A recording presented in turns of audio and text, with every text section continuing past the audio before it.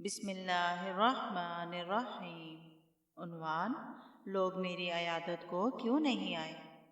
مشہور صحابی قیس بن سعد رضی اللہ عنہ جس گھرانے سے تعلق رکھتے تھے، سخاوت اور مہمان نوازی اس کی خاندانی روایت تھی۔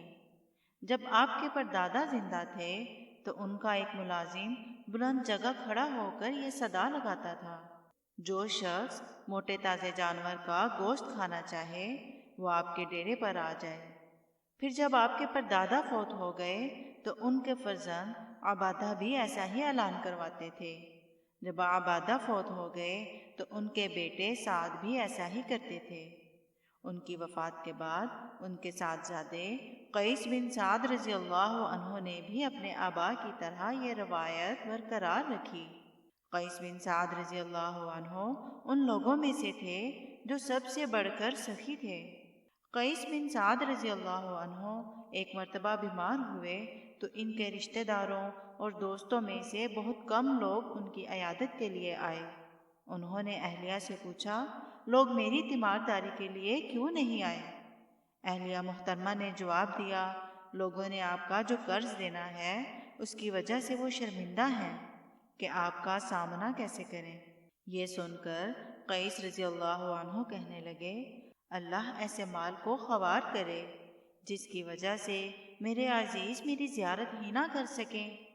پھر اپنے ایک ملازم کو بلایا اور اسے حکم دیا کہ وہ کسی بلند جگہ پر کھڑا ہو کر آواز دے: جس کسی نے قیس رضی اللہ عنہ کا کوئی قرض دینا ہے وہ اسے معاف ہے۔ شام ہوئی تو اس کثرت سے لوگ ان کی عیادت کو آئے۔ عیادت کے لیے آنے والوں کی کثرت کے باعث ان کے گھر کے دروازے کی دہلیز ٹوٹ گئی۔ سیدنا قیس بن سعد رضی اللہ عنہ کے پاس کسی جگہ کچھ زمین تھی۔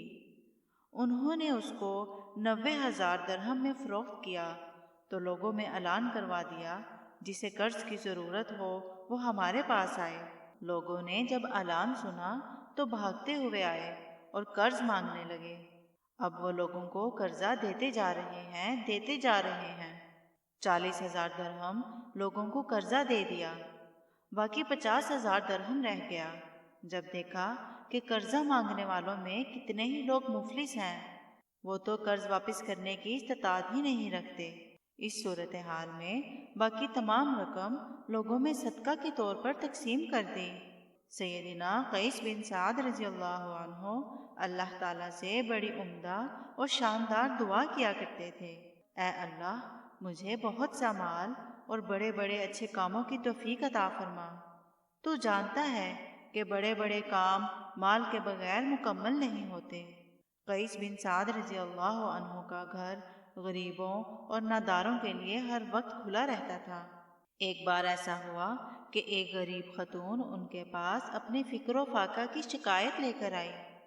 قیس رضی اللہ عنہ نے اپنے ساتھیوں کو حکم دیا کہ اس خاتون کا گھر گندم، گھی اور کھجوروں سے بھر دیا جائے۔ اس عظیم سخاوت پر وہ خاتون خود بھی ہکا بکا رہ گئی۔ قیس بن سعد رضی اللہ عنہ کے ایک دوست نے ان سے 30,000 کا قرضہ لیا جو انہوں نے دے دیا۔ کچھ عرصے بعد ان کے دوست نے قرض کی یہ رقم واپس کرنا چاہی تو قیس رضی اللہ عنہ نے لینے سے انکار کر دیا۔ آپ رضی اللہ عنہ کے دوست نے تعجب سے ان کی طرف دیکھا تو قیس رضی اللہ عنہ نے اپنا تاریخی جملہ ارشاد فرمایا: ہم کسی کو کوئی چیز دے کر واپس نہیں لیا کرتے۔